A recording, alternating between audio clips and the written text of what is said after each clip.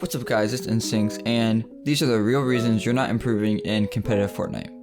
This is the first video on my Fortnite and YouTube grind series that you can take something away from. If you want to stick with me on that journey and improve alongside me, make sure you subscribe and like the video so that I can help out as many people as possible. With that being said, let's get right into why you're not improving in Fortnite. To start, what does it mean to improve? You might just go for the boring answer of getting better at the game or something else along those lines. How do you improve? There's the oversaturated answers like play more, play with people better than you, do this, do that, blah blah blah blah blah. I personally am really into looking at all the details and statistics to better understand something. I love the way MachineRite, an amazing Fortnite coach, puts it. I got his permission to include a clip from one of his videos.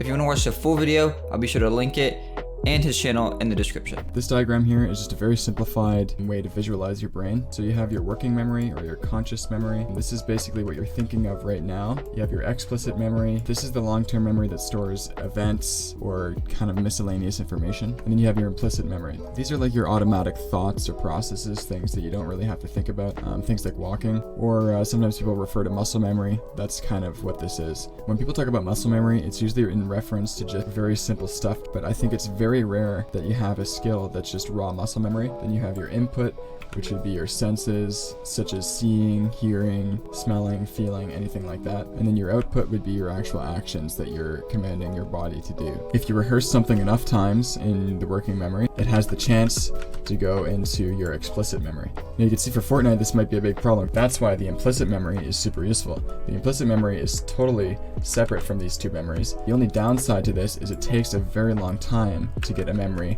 to become totally implicit or totally automatic. So I'm just going to draw your average player here. The only limitation to the implicit memory is how long you would have to spend to actually make that skill totally implicit. Okay, so now let's say we take the same player and we put him in game. You have this whole new set of decision making that needs to happen, which is all your BR related stuff like rotations, looting, all of these things. That's going to come in here, and that's going to eat away at either one of these. Depending on the player, the mechanics get totally eaten up, or they just resort to a totally different set of mechanics that they feel comfortable doing with their implicit memory. Some people have the opposite effect, where they just don't make smart decisions in BR anymore.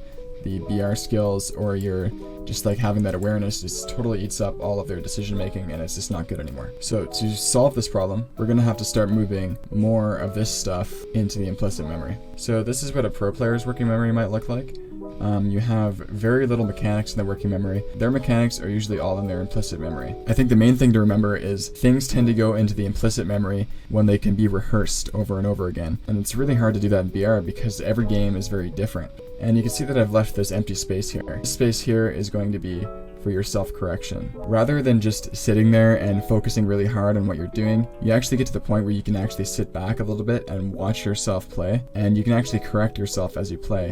Whereas if you're doing something so focus intensive that it took like every ounce of your brain power to actually perform that, you can't really self-correct. So just to summarize, the solution to fixing this issue is to take these mechanics, take them out of here, and through isolated practice, try and build most of your mechanics in here. A lot of people that I see have this problem tell me that they don't have a mechanical problem. And what that tells me is they looked at their mechanics and thought they were okay, and they stopped practicing them. And as soon as you stop practicing your mechanics, that's when you live with this problem. You can actually start doing the exact same thing to your decision making. To put decision making in your implicit memory, it has to be things that are rehearsed. And that's what I like to call your fundamentals. This bit being erased here, this can basically be all of your peaks. The other things that I like to show on my maps, like spray return, swap delay, all of those things can be rehearsed and they can be erased very easily and moved over into your implicit memory. That was a lot to unload. What I really took from that is that practice really does make perfect. Also, by isolating certain skills and improving on them individually, when you finally put it all together, the product is amazing.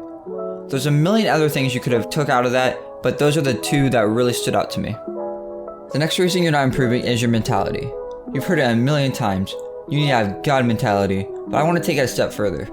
Why is everyone saying the same old things and isn't suggesting the best way to improve your mentality? These are key factors in your daily life that might just blow over your head if you don't think twice about it. These are your diet, exercise routine, and posture. Trustworthy websites like US News and World Reports state a multitude of research has shown us that the benefits of exercise reach far beyond the muscular... Oh my Boy!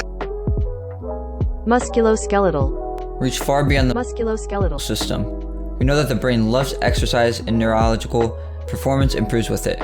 Furthermore, the kinds of neurological functions clearly related to gaming and esports, focus, concentration, speed and mental processing, improve with training the brain with exercise.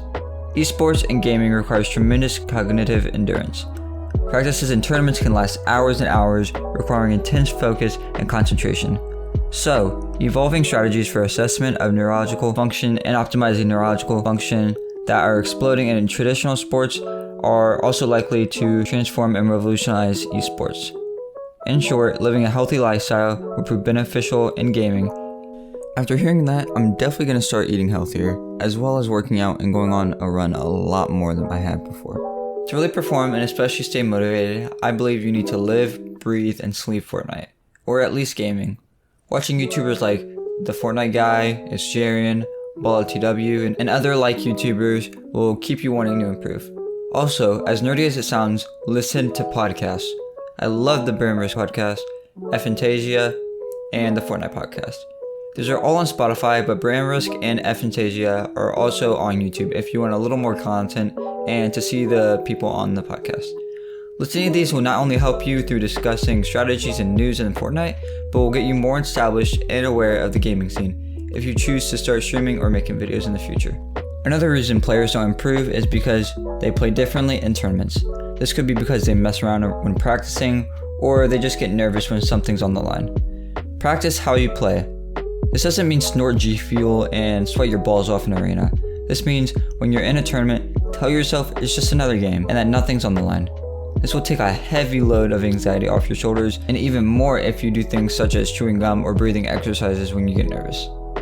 Have you ever seen a pro in a huge event with so much at stake and they don't even seem phased? I realize a lot of people, including me for a long time, think that pros are so much better than them, but in reality they just have perfected the 3 C's: calmness, confidence, and consistency. After getting this down, there will be major improvement in your gameplay. I've started working on this not too long ago, but still have ways to go. Finally, my favorite, flow state. I could talk about this for hours and hours, but I won't go too deep into the details. I'm going to link Rambo Kim's video on this that introduced me to flow state, and he does a much better job explaining it than I do.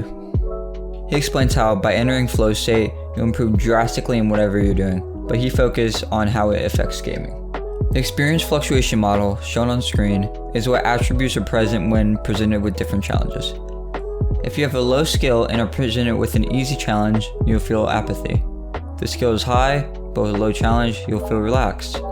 But we want to be in the flow category, which is high skill and high challenge. I'd also like to add that you truly have to believe that you can accomplish the task at hand for you to be able to enter flow state. But Insstincts, you said to practice how you play and to be calm and relaxed. Yes, I did say that. Allow me to explain. If you are a new weightlifter, would you already start trying to max out? No, you'd slowly move up. It's kind of the same in gaming, but with some exceptions. When you're in flow state, you focus all 110 bits per second, the maximum amount of information your brain can handle, into the task at hand. Decoding speech, like talking in a Discord call, takes 60 bits per second. Most people tend to talk to people, get coached, etc. in tournaments, and being in flow state during this can be detrimental. For example, when I played in Insstincts Solos a few months back, and even now in team-based game modes, I tend to get in flow state all the time in games.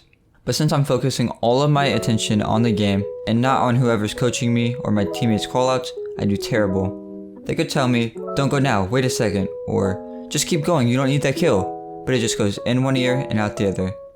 This also will cause me to enter flow state and immediately leave it on repeat because I'm confusing my brain on what to do. Several people I play with refuse to play with me because I don't listen in endgames, and that's exactly why. What this means for me and you is that flow state is excellent and intense practice for tournaments when you have no one talking, music playing, or anything of that sort to distract you that will limit this. That's all for this video, but before you leave I need to know, would you guys be interested if I started posting on how much I'm improving along with these? These could be posted weekly, bi-weekly, or even monthly. If so, let me know a potential name for this series in the comments. Also, while you're there, be sure to tell me of anything I need to improve on in gaming or just in my videos. Any and all feedback is appreciated. That's it for this video. Anybody I mention in this video or videos I reference will be in the description along with all my social links. Thank you guys so much for watching, and I'll see you guys in the next video.